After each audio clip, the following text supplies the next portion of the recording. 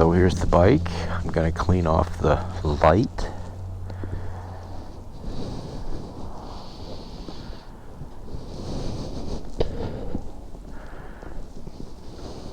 Going to start it up.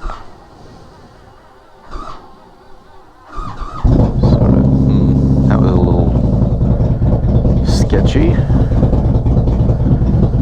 So I drive in sport mode all the time, and when I start out in second gear because it's cold enough. Like right now it's about 45 degrees, and if I start in first gear I have trouble shifting into second gear until it's warmed up, and so I start out in second gear. So that's what this is. So here we go. And my intent with this video is to check, so you can see there on the gas gauge that it's almost at empty, and so I'm going to be looking at that. There's an alternate gas gauge that you can watch that's much more accurate than that one on this screen. So I'll be watching that, and I'm going to talk about how I got into riding motorcycles. So I'm 67 years old, and I used to ride when I was younger, and so I was going to talk about how I got started again. And then also I'm just starting to do this GoPro stuff, so I was going to talk a little bit about that, just give my impression on certain factors concerning that. So, to get started, so I was actually riding on this road a ways back, and I came up to a stop sign, and I came up behind a motorcycle that was like this huge Harley, and it was being driven by this little woman. So, okay, here we are looking at the gauge.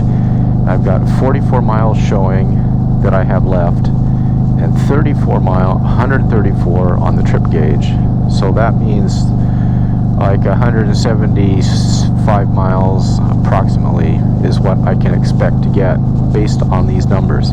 But my experience shows that it's always less than that, so we're going to look at that.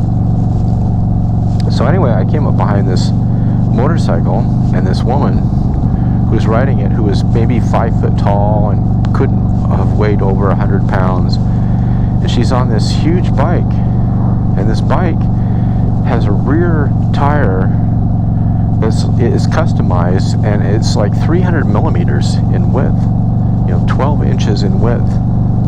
I was just kind of flabbergasted. It's like Boris the Animal. This woman was riding Boris the Animal's bike, and she's like perfectly balanced, and like totally at ease, and I was just amazed. And then and there I just decided, I'm gonna get a motorcycle. I want to experience that feeling of balance, of perfect balance. So that was kind of the initiation. And so then I got on the internet and started looking, and I just kind of assumed I'd get a Harley. I'd seen Harleys. I thought Harleys were cool, and so I kind of started looking, and this happened to be at a time when the Indian Chief had just come out, the 22 Indian Chief, and I was kind of captivated by it. It was, really newly designed, from a company that had been around for a long time, but had seen hard times and good times, and it was just kind of captivating. And so I started watching these videos, and it was just the right time where there were a lot of, Indian did a thing in Arizona with a lot of motovloggers where they test rided the bike, And so there was a lot of videos available, and it was just kind of the perfect timing for me.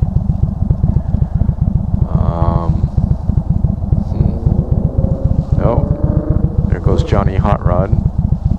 Anyway, so I'm watching these videos, and I'm really liking the Indian Chief. And part of my allure is that Indian doesn't have a whole lot of models. It's pretty straightforward, and whereas Harley is like, there's all kinds of models, you know, like just in the Softail arena, there's all kinds of versions of it, and so it was really complicated to me. Whereas like with the Indian, it had an appeal right off the bat, and it was really not a lot of choices. So there I was. I'm watching these videos, and my sense is like the Indian Chief is actually really similar to the Softails, but it's like it's simplified, you know, whereas if you took all the features of the Softails that I like and put them into one bike, you'd have the Indian Chief. So here I am looking at the gauge. I've got 37 miles and 36 on the trip, 136. So that's 173. So that's what my range should be, is 173 based on these numbers. And my experience has shown me that I don't have actually 173. So I'll keep that in mind. So anyway, I'm looking at, you know, getting a bike, and the Indian Chief is really captivating to me, and so that was kind of the direction I decided to go. And as it worked out, there's a Indian dealership really close to where I live, which that was one complaint I'd heard, is that there's a lot of Harley dealerships, but there's not very many Indian dealerships, and so you can be a couple hours away from an Indian dealership, which can be problematic. But in my case, it's maybe 45 minutes away, and the Harley dealership is, you know, 40 minutes away, so it's kind of a wash. So that wasn't an issue. So I went to my Bremerton Sports in Bremerton, which is the Indian dealership, and I bought a bike, an Indian Chief Dark Horse. So then that put me in the frame of, so I bought the bike in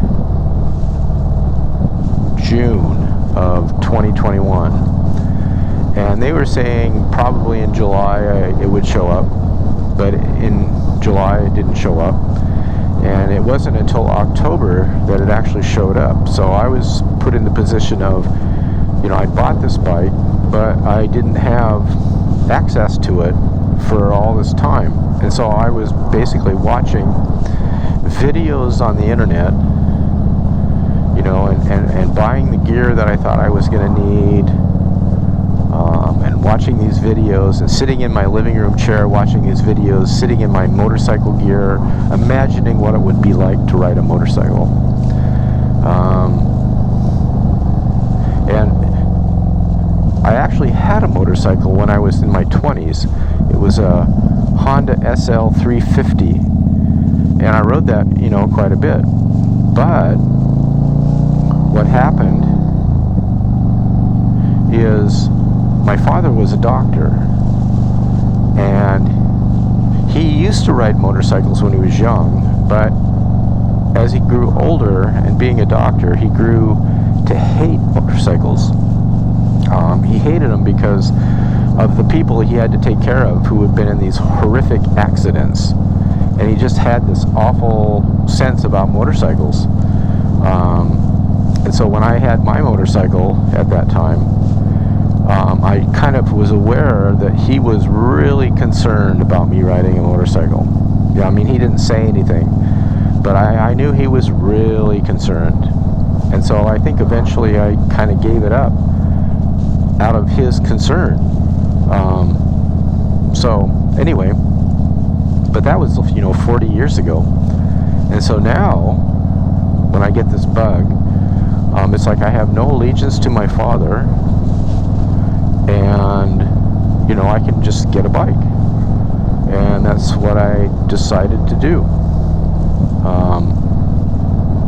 And I still had my endorsement from 40 years ago, and I kind of thought, I'll just buy a bike and hop on it and ride it home, and that'll be it, and for a while that's the position I was taking. And then I was watching a lot of videos, a lot of Jerry Palladino videos and MC Rider videos, and Blockhead was another one that I liked. He had a lot of good reviews on the Indian Chief.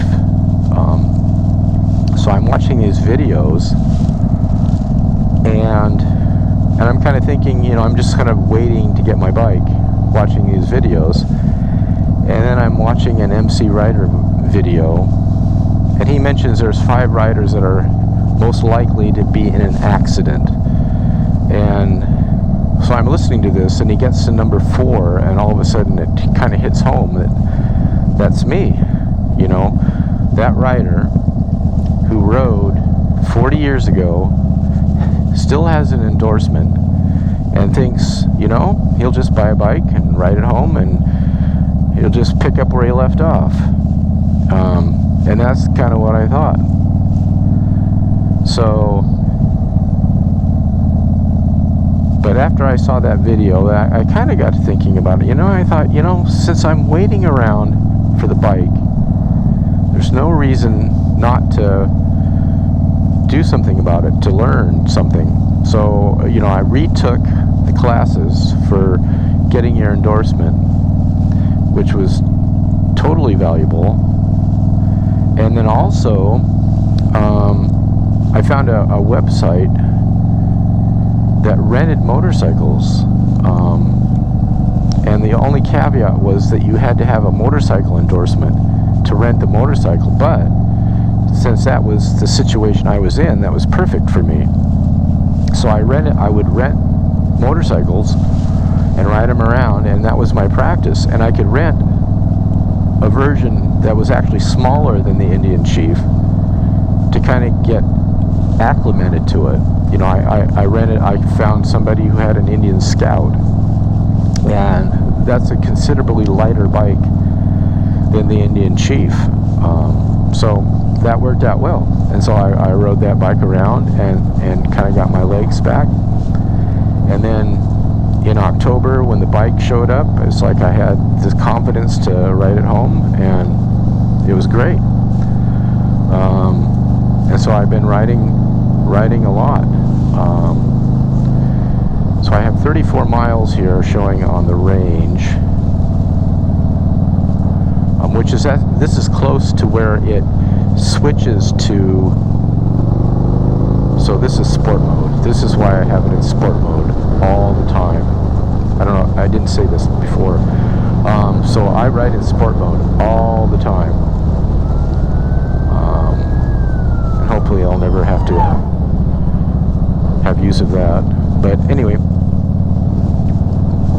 so I ride in sport mode, and my philosophy is to pick a throttle mode and use it all the time rather than be switching around.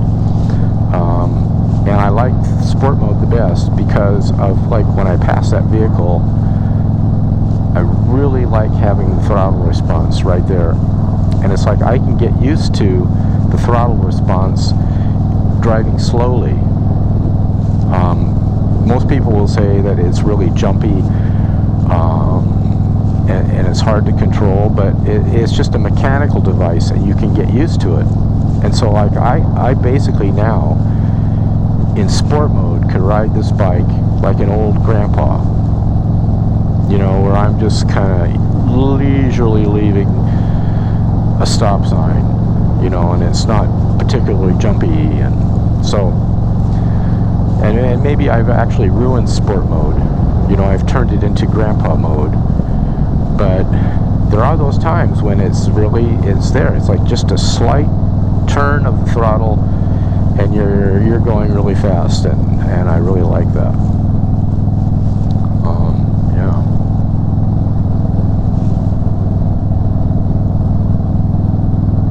So I guess one thing I didn't say. So that's at 33 miles range. So that's right at the point where it's going to switch to low and show the gas gauge that you're low.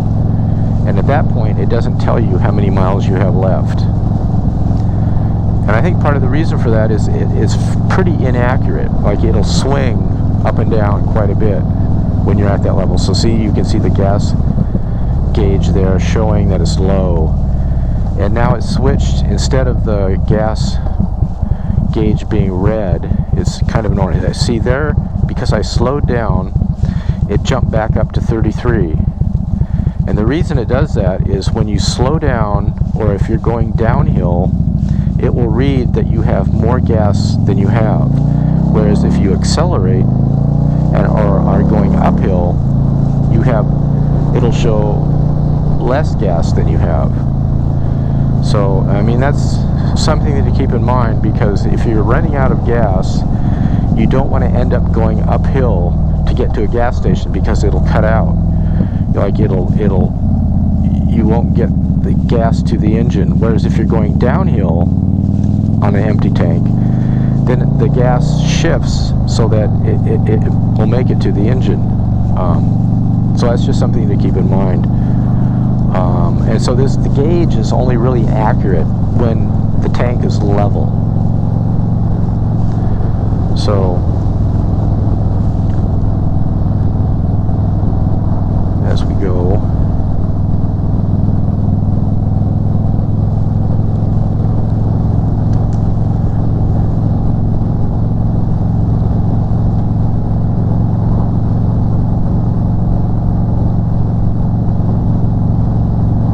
so I'm taking a little breather here.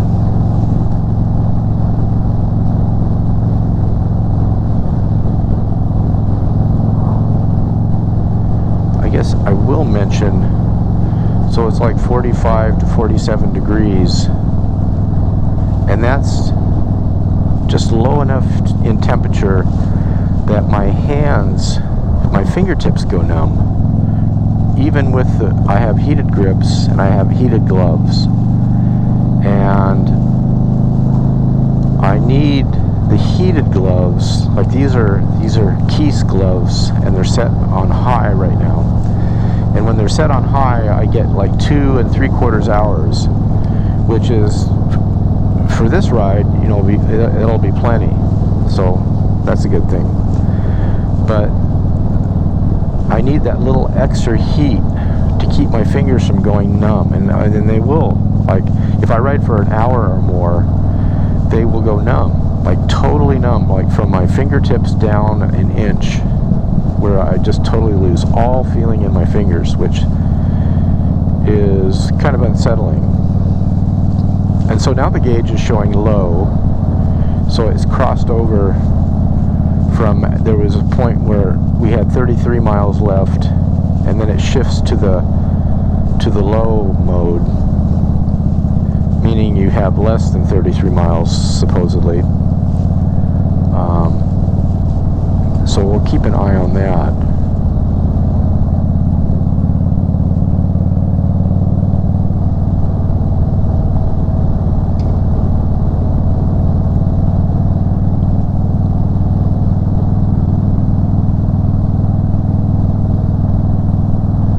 And just out of interest, the gauge on the left-hand side, you can't really see it now, but it is showing, so that red is showing the miles per gallon. And then there's a little bar you can see moving there, which is the actual calculation of the miles per gallon. So it's like at 50 there, and now it's dropping a little bit. And the average of 47 is shown by the red. So it's continually calculating the miles per gallon. And that's an interesting statistic. in that it says 47 miles per gallon. So if it's a 4-gallon tank, that's what, 188 miles is what I should get on a tank of gas based on that average. So here we are approaching, this is my dead man's curve. When I was first learning to ride, this is the one corner that I went right off the road, right here. And that's because the road slopes away and it's more than a 90-degree turn. But that was an interesting experience. And I actually had to wait for someone to come help me get out because I'd gotten stuck. So this is a nice curvy road that I've practiced on a fair amount. It's great for curves. The one thing is, so now I'm kind of behind somebody, which my philosophy is when you're in Rome, you do as the Romans do. And so I'm figuring this is this person's neighborhood, and this is how he drives in his neighborhood, which is he's basically going the speed limit. So I'm not gonna ride his ass and try and get by him. You know, and it's like I've ridden this road enough that I know there's always going to be another time I can ride it faster. So anyway, I'll let this go here. And so now we're seeing the gas gauge. It's showing low, and you're seeing this orange sliver at the bottom on the right-hand side, which that'll be the next thing we look at in terms of estimating the mileage we have left. In that my experience has shown when that last orange sliver disappears, you have about 15 miles left. That's what I work with. So, and I really like that gauge because it's showing it's like a cup of gas, and it's showing this little bit of gas at the bottom of the cup, and it just diminishes so there's like one drop of gas left. So it's just kind of a nice visual. And here you can see on the left-hand side, the bar showing the average gallons per mile, which is now it's just a little under the 47. So the red represents the 47. So we're continuing on this road. We're kind of coming to the end, and I know that this road is about 12 miles from my home. So it's like if I turn around here, it's 12 miles to a gas station that I'm familiar with. So that's what I'm going to do. And also, it's like I don't have to follow this guy anymore. So I'll go ahead and turn around and then just go back. And then I kind of have clear road in front of me, and I can kind of go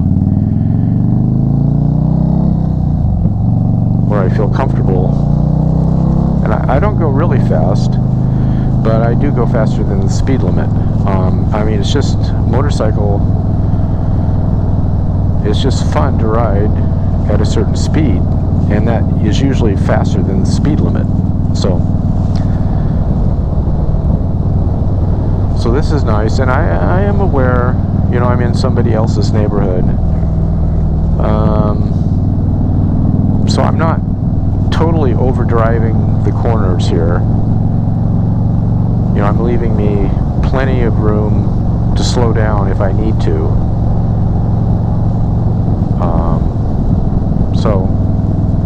And also, I am aware, again, that I'm in somebody else's neighborhood. And this is a cruiser, so I mean, it doesn't have much of a lean angle. It's like 28 degrees. So, and I'm not even scraping the pegs here, so I'm not really going at the capacity that I could. And there's a slow sign, you know, somebody put up. You know, so I'm aware that people are concerned. And this is a road that I'm sure people like to drive on fast because it's so curvy, whether you're driving a motorcycle or a car. And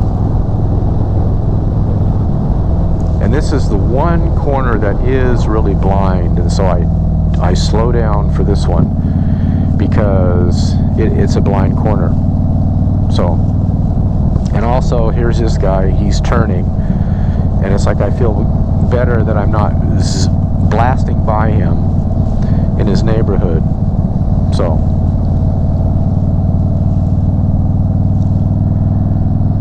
you can see the low gauge is continuing to go down, and again we're waiting for that last sliver to disappear, because then that is where I put in the mark of that we have 15 miles left. And his dead man's curve again, here we are. And these roads are wet, you know, this time of year. Like it rained this morning, so the visibility is good, but the roads are wet. And so you have to be cognizant of that. And wet roads do have a fair amount of traction. But you have to be aware of, you know, there can be like leaf slime or stuff that collects in the middle of the lane that's really slick. And any asphalt snakes or anything like that is really slick in the wet. Or at crosswalks, like all these painted stripes are really slick. And at crosswalks, the markings for the crosswalks, the painted markings are really slick. And again, you know, I'm in sport mode, so you have to be cognizant of a wet road that you can over throttle it really easily, you know, and spin the tires like when you're going around corners or starting from a stop. But that's just, you know, you get a feel for that, and you drive based on the road conditions.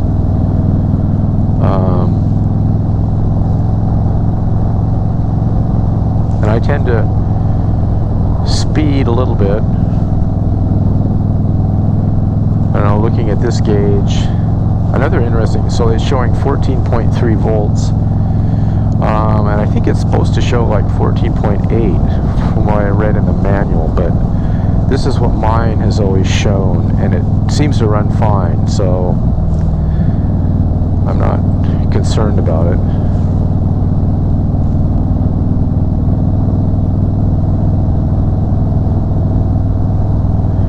And I guess I'll talk about the clutch a little bit.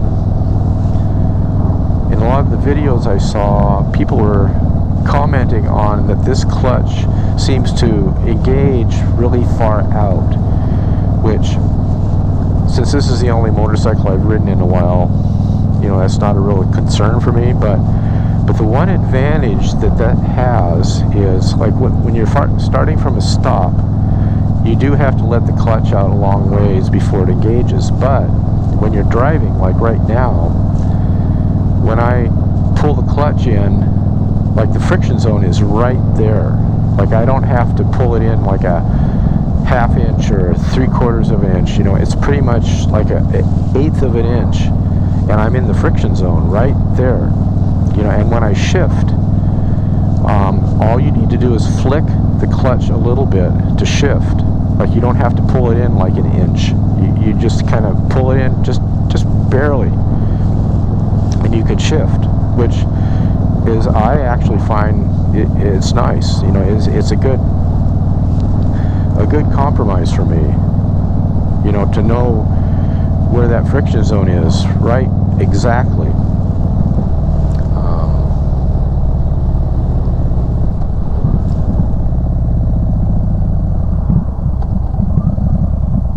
So this is interesting. This truck has all kinds of Harley stickers on it.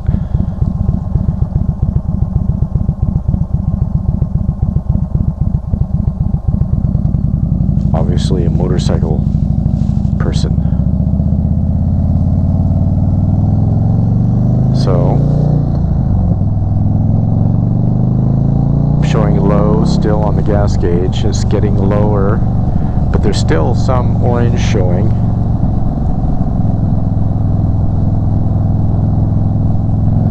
So we'll continue on. I like to speed through lights here because they turn yellow like that, and I don't want to get caught having to stop.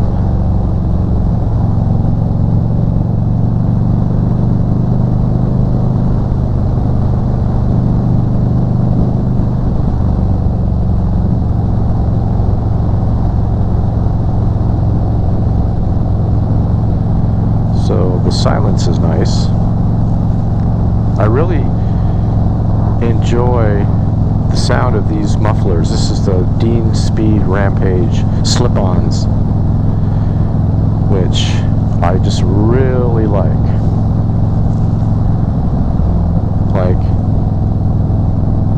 I can easily record these videos with no sound other than the motorcycle exhaust, and it's perfect for me. I have no interest in listening to my voice. So we're getting pretty close to the orange disappearing. And when it does, we'll mark it. So I'm trying to show you that there's just a little bit left.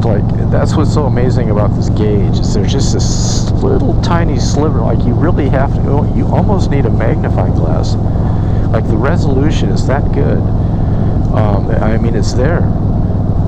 This final drop, representing what's left in the tank.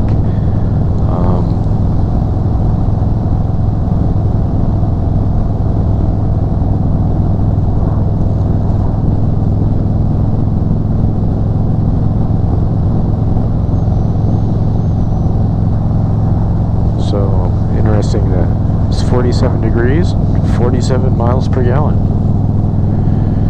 And there I am. Okay, I'm trying to see if I can see that. I mean, it gets really, you have to kind of look at it closely to really see when it finally disappears. And it's only in the spirit of trying to be really accurate, where I'm sure it doesn't really make much difference.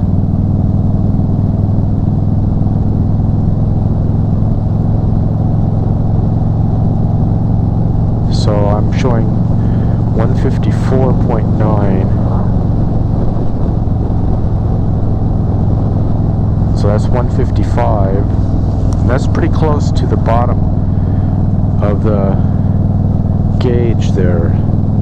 So I'm going to say 155, and so if it's 155, yeah, here I am. So I'm looking at the gauge, and I'm going 50 in a 25 mile an hour zone. So that's one thing about this gauge, is it's a little bit absorptive. You do have to pay attention to the road for sure. So anyway, 155, and I'm figuring 15 miles we have left. So that's 170. So that's going to be the number we're looking at, is 170. So this is showing 155.5, and 15 miles to that, and it's 170. So by my calculations, we should run out of gas when we hit 170. So we'll see how that works out.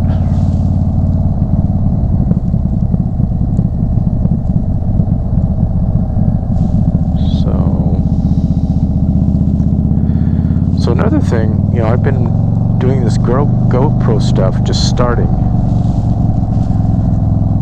And so in just starting, I'm trying to figure out what are the important things. And at this point, the whether it's 1080p or 4K, or whether it's how wide of an angle do you show. And so I'm working with this wide angle, which is the second stop. There's 4 settings on the lens for GoPro 11. And this is the second setting, and it's not the widest one. and I kind of decided I don't like the widest one because it's too much distortion. Like this, to me, looks like it looks when I'm actually riding the motorcycle. Whereas if the extra wide view, it shows more around the periphery and above and below, but it's also really distorted. So this is kind of the direction I'm going here.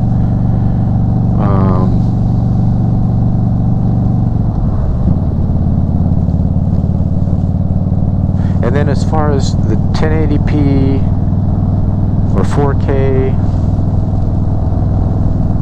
my sense is 4K is more hype than anything else. I mean, it is significantly clearer in the numbers. Like it's 4 times the resolution, you know, so that's a huge amount. But I mean, do your eyes really see it? You know, when I compare 4K and 1080p,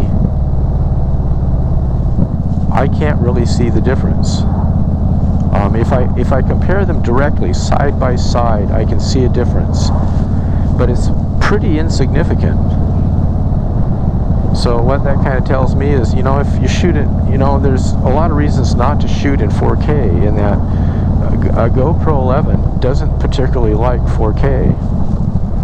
It overheats, it takes up a lot of space, file size, and it uses up a lot of battery life. Like when I shoot in 1080p, I can pretty much shoot with the new battery for 2 hours, which is good to know. You know, I film for 2 hours, and then I change the battery, knowing that it's about ready to run out. So I've been through here enough that I know when that light to the right there, when that turns yellow, then it's going to be my turn. So I'm waiting. And you can see my gold top bobber jacket in the mirror there, so I can maybe talk about that a little bit. I really like that. Really like the jacket. It's really heavy leather, and for this climate, it's like perfect, because if it's above 80 degrees, then it's too much. But I can layer up and pretty much wear it down to like freezing temperatures. So that works out well for me. And I like the look of it, and it's worn well. The one thing is the zipper broke, and so I had to replace the zipper toggle. You know, the zipper itself works fine, but the toggle broke off, and so I replaced it with actually an Indian keychain leather thing. So anyway, maybe I'll show that at some point. The leather needs to be refurbished. It's really worn, you know, and you know, I've driven 40,000 miles with it, so it's well worn, and it needs to be refurbished to some extent.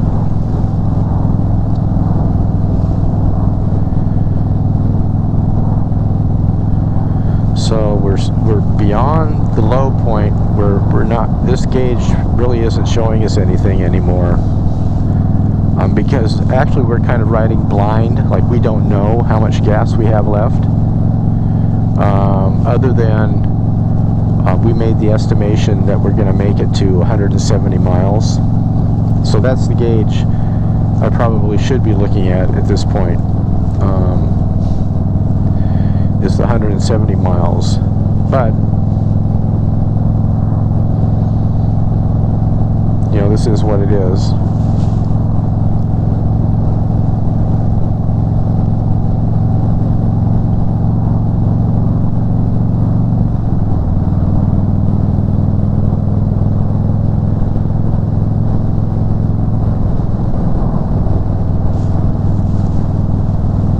So I'm kind of planning. So now I'm getting close to home, and I know where the gas stations are. That's the one thing about riding at this mode. I know where the gas stations are and approximately how far they are, so it's easier for me to guesstimate how far I can go. And also, if I run out of gas, I'm not all that far away from home, so it's not that big of a deal.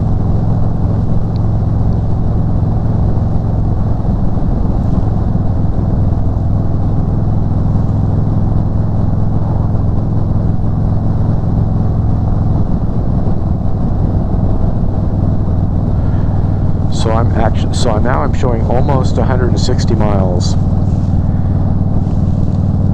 So that means we have 10 miles left, where probably the nearest gas station is well within that range. So I feel safe in kind of pushing it a little bit here. But you never know. And the one thing, I've never run out of gas. Twice I've pulled into a gas station and put in exactly 4 gallons. But I've never like totally run out. So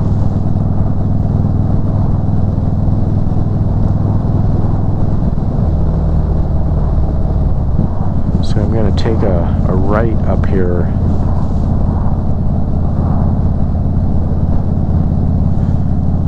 Probably a little bit of a waste of time. What I want to do is take a right and go to a hill where if I go downhill, maybe the gas gauge will show an increase in possible mileage, but probably not because we're so low. But we'll take a shot at it.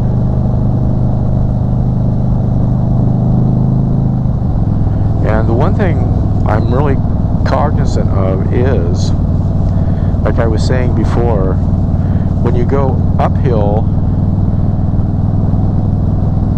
the gas gauge shows that you have less gas. If you go downhill, it shows that you have more gas. And so what happens is, if you're almost empty and you're going uphill, it kind of cheats the engine of gas. I'm assuming like it shifts to the back of the tank, and the outlet of the tank is not in the back. It's more towards the front, because if you are driving downhill, there's plenty of gas when you're at empty. But if you go uphill, then it cuts out. You know, which kind of puts you in the predicament of, if you're running out of gas and you're not totally out, but if you have to go uphill, you could stall it and be done, and still have some gas in the tank. So that's something to keep in mind. It'd be nice if it was the other way around, but that's the way it is. That's how mechanical devices work, is they do what they do and you work with it. So I'm going to take a left here, sort of cutting in front of this guy, because I don't want to stop and waste any gas, you know. So here we are. We're going slightly uphill, but it's running fine, which is good. So we'll just keep going, and we will be approaching a downhill section.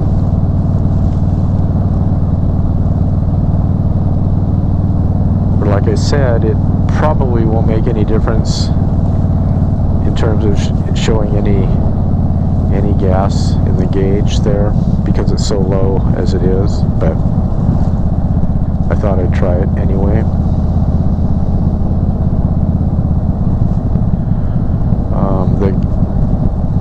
So that's 162. So 170 is our, so we supposedly have 8 miles left.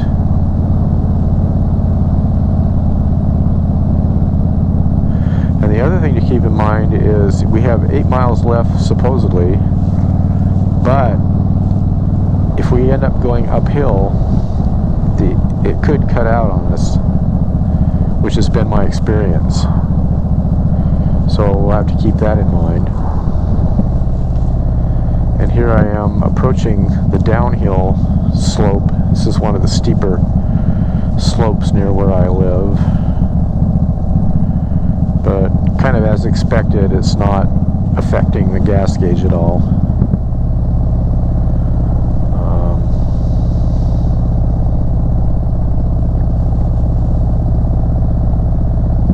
So this is an uphill section.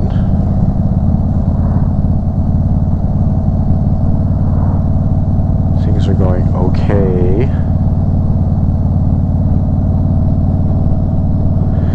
Now the one difficult thing is, so this is an intersection, and depending on traffic, you could end up sitting here for a while, which is not good for your gas mileage.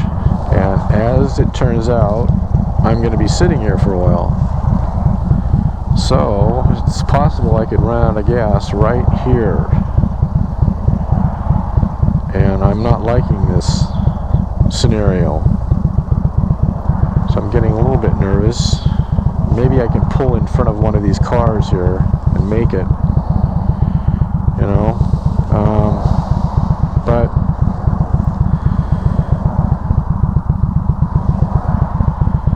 so I see a gap here coming.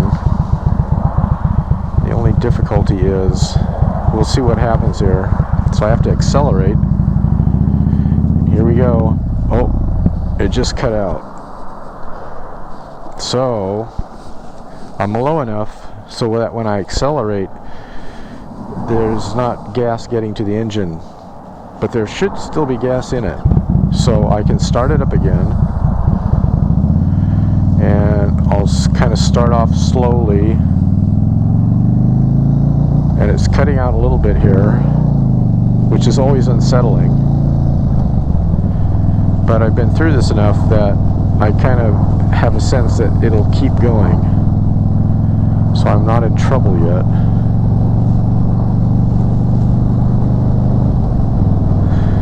So we're at 163. So we've got 7 miles. And I'm figuring, since I've been through here enough times before, it's probably like 3 miles to a gas station that I'm going to go to. There's actually one closer, but I think I can make it to this other one. So that's the one I'm going to shoot for. Partially because it's closer to my house.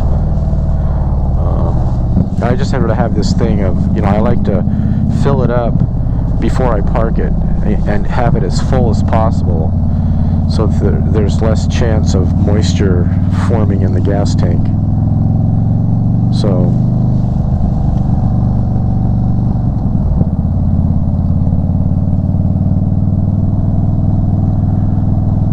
things are going okay here.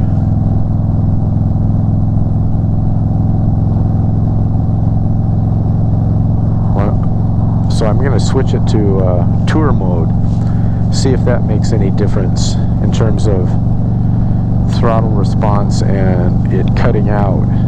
Like maybe if it's in tour mode and I'm going uphill, it won't cut out as much or be as likely to cut out. So we'll try that.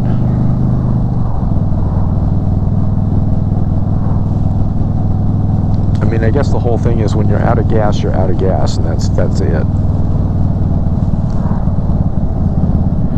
So we're at 164, so we've got another 6 miles. I'm figuring less than 2 miles to the gas station. So we'll turn here, accelerate slowly, which is really easy in tour mode. We'll take a right and then head for the gas station. Now the only caveat here is there's a couple of hills between me and the gas station. So there's the possibility I'll be going uphill and it will cut out on me. But we'll just have to wait and see.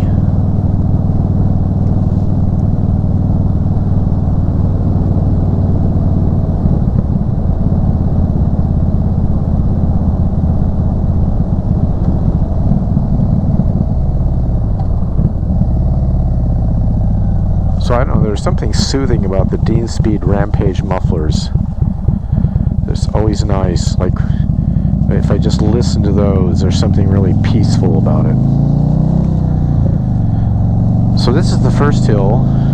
So we're at 165. We've got 5 miles to go. Less than 2 miles to the gas station.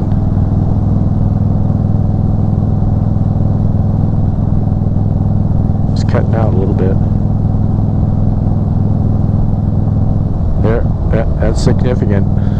So yeah, it could cut out a bit there. So we're getting close to being empty. Although I haven't really figured out how close that actually is. So here we've got this hill coming up. So I'm going to speed up, hoping that if I run out of gas, I'll coast to the top and be able to go downhill from there. And lo and behold, there's a police officer, so I had to slow down. Interesting. So I'm still able to climb the hill, so we didn't get screwed by that. So now it's downhill to the gas station, so pretty much I'm home free. You know, I'm at 166 there. So that means I have 4 miles left. And, you know, it's probably less than a half a mile from here to the gas station. So here I'm fiddling with the gauge, trying to see if I can see the actual gas station. Like, sometimes it shows up, sometimes it doesn't. I'm not sure why. There it is. Oh, it disappeared. So that little blue dot right there underneath the 42, that's the gas station. So we're almost there.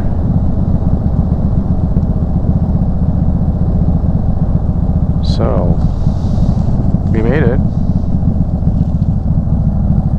So my record's intact. I've never run out of gas, for whatever that's worth. There's somebody in my spot, but I'll just drive around to my alternate spot. Interesting how you have certain gas pumps that you like. So here we are. We made it. It's still running.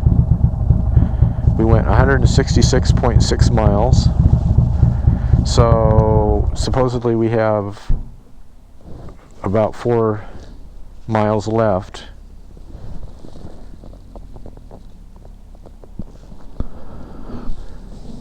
Which we could calculate how many gallons that is. I'm not going to do that yet. So these are my Keese gloves, my lobster claws. That's what I found could keep my hands warm and keep from going numb. Like regular gloves aren't enough. So this is my routine of filling up. So I take the gas cap off while I wait for the card to clear. And then I remove the card and then try to get the wallet back in my pocket before it times out, which it usually never does. So, and then I take the cap off and we fill it. And you have to, in the state of Washington, there's some places where you have this vacuum lock on the pump there, and so you have to put your fingers in between to wedge it so that it'll run. Like, if you don't do that, you put it in and you try to turn it on and it won't turn on. So that was really a hassle to begin with when I first started, because it's like I didn't know what was going on. You know, I put the thing in and try to start it and it wouldn't start. And then I found out you had to hold that gasket up. So here we are. So I'm getting, you know, it should be pretty close to 4 gallons. So here we are, and I'll do one click, and that's 3.9 gallons. So that's pretty close. So that's 0.1, And if you figure 47 miles per gallon, that's 4.7 miles that we had left. And if you add that to 166, that's 170. So that's actually pretty close. That's a pretty good estimate. It doesn't always come out that accurate, but in this case it did. So yeah.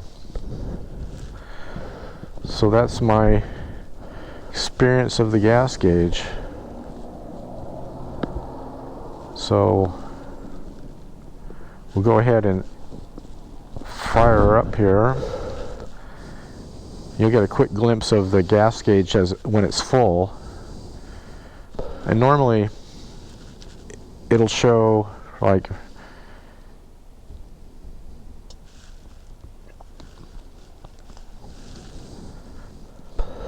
so here we go, and right there the gas gauge is full, and usually it'll show at that point that I have like a range of 200 miles, but I never go that far, so that's just what it shows.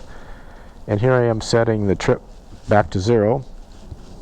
So now we're all ready to go. So I'll start the bike up and drive it home, park it. We're almost there, and that'll be it.